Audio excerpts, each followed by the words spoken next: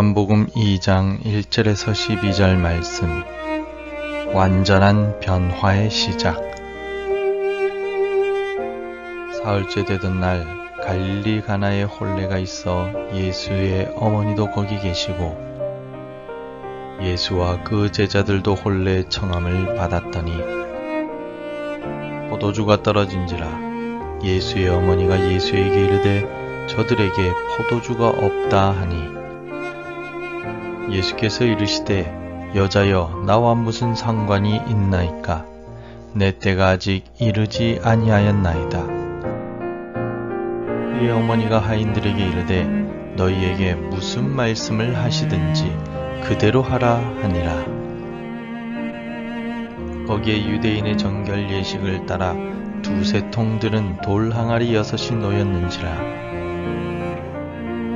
예수께서 그들에게 이르시되 항아리에 물을 채우라 하신즉 아귀까지 채우니 이제는 떠서 연회장에게 갖다 주라 하시매 갖다 주었더니 연회장은 물로 된 포도주를 맛보고도 어디서 났는지 알지 못하되 물 떠온 하인들은 알더라. 연회장이 신랑을 불러 말하되 사람마다 먼저 좋은 포도주를 내고 취한 후에 낮은 것을 내거늘 그대는 지금까지 좋은 포도주를 두었도다 하니라. 예수께서 이 첫 표적을 갈릴리 가나에서 행하여 그의 영광을 나타내심에 제자들이 그를 믿으니라. 그 후에 예수께서 그 어머니와 형제들과 제자들과 함께 가버나움으로 내려가셨으나 거기에 여러 날 계시지는 아니하시니라.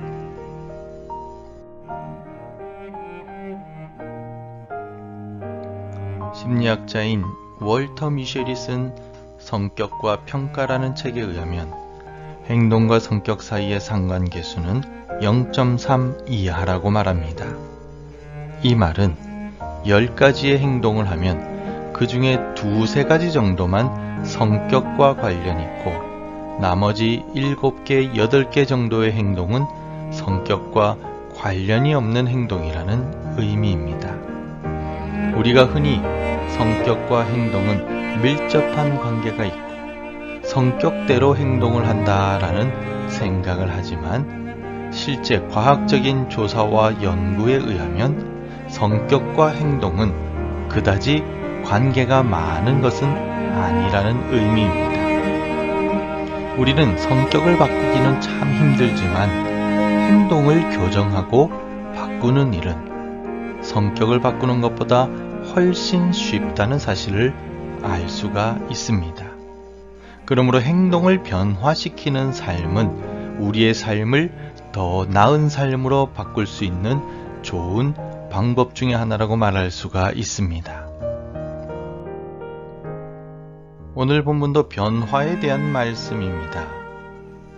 오늘 본문은 갈릴리 지역의 가나라는 마을에 있었던 놀라운 사건에 대한 이야기입니다.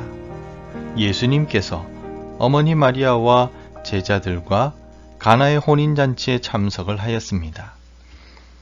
학자들은 친척의 혼인잔치라 생각을 하는데 이 잔치에 갑작스러운 문제가 발생하게 됩니다. 바로 혼인잔치 중에 포도주가 부족하게 된 것입니다. 이 같은 상황 속에서 어머니 마리아가 전한 포도주 부족 소식을 들으시고 예수님은 하인들에게 명령하셔서 물을 포도주로 바꿔 주셨습니다. 그리고 혼인잔치 중에 생긴 이 큰 문제를 해결해 주셨습니다. 10절을 읽어보겠습니다. 말하되 사람마다 먼저 좋은 포도주를 내고 취한 후에 낮은 것을 내거늘 그대는 지금까지 좋은 포도주를 두었도다 하니라. 아멘.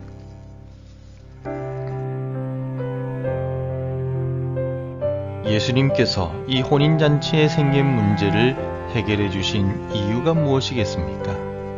예수님은 왜 혼인잔치 속에서 포도주가 부족한 상황을 해결해 주셨을까요? 사실 유대인들에게 있어서 포도주는 혼인잔치의 분위기를 좋게 만들어주는 중요한 음식 중에 하나였습니다.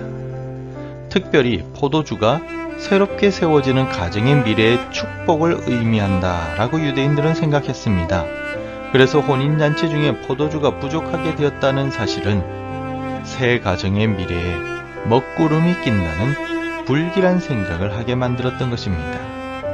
그래서 예수님은 이 혼인잔치 속에 부족한 포도주를 채워주셨습니다. 그것도 물을 최상급의 포도주로 변화시켜 시작되는 새 가정에 축복을 주셨던 것입니다.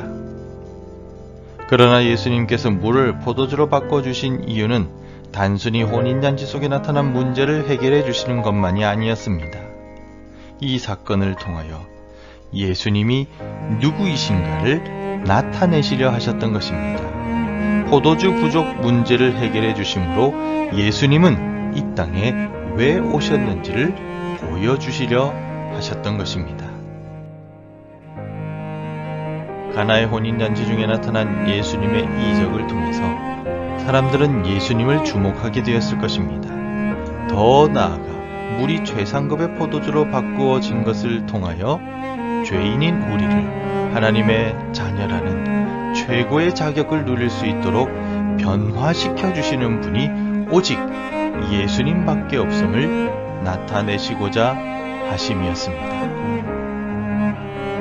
우리는 물과 같이 그다지 큰 가치가 없는 죄인이었습니다. 하나님과의 관계가 끊어진 죄인이며 멸망을 향해 달려가는 죄인에 불과했습니다.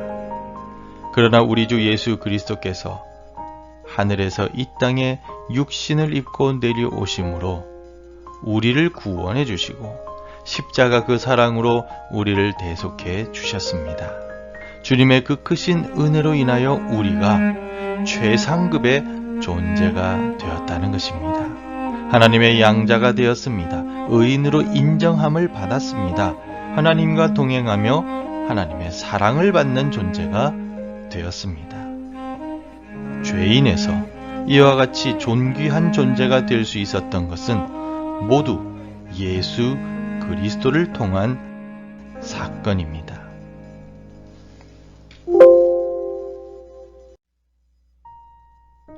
사도 바울은 우리가 예수 그리스도로 인하여 새로운 피조물이 되었다라고 고백하고 있습니다. 우리도 하수구에 흐르는 하수와 같이 죄의 냄새가 나고 고약한 죄인이지만 하나님의 독생자이신 예수님으로 인하여 새로운 피조물, 향기로운 포도주가 되었습니다. 우리를 변화시킨 주님의 은혜를 기억하고 감사하는 오늘을 살아가시길 바랍니다. 우리를 통해 믿지 않는 자들에게까지 복음의 향내를 나타내어 그들도 변화시켜가는 새로운 존재로 만들어가는 오늘이 되시기를 바랍니다. 기도하겠습니다. 하나님 아버지 감사합니다. 새날을 우리에게 주시고 새로운 하루를 시작하게 하시니 감사합니다. 죽을 수밖에 없는 죄인 물과 같이 보잘것없는 존재이지만 예수 그리스도의 그 보혈의 은혜로 우리를 최상급의 포도주로 만들어 주셔서 감사합니다. 하나님의 존귀한 존재로 세워주셔서 감사합니다.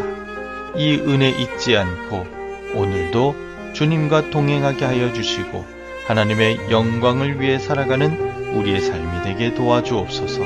나뿐만 아니라 주변의 다른 사람들까지 예수 그리스도를 만나게 함으로 변화되는 삶을 살아갈 수 있도록 축복하여 주시옵소서. 감사드리오며 예수님 이름으로 기도합니다. 아멘. 함께 기도해 주시기 바랍니다. 구원받아 새 사람이 된 은혜에 감사하게 하소서. 우리 삶을 변화시키는 주의 복음을 전하게 하소서. 우리 가정 속에 화평과 기쁨이 충만하게 하옵소서.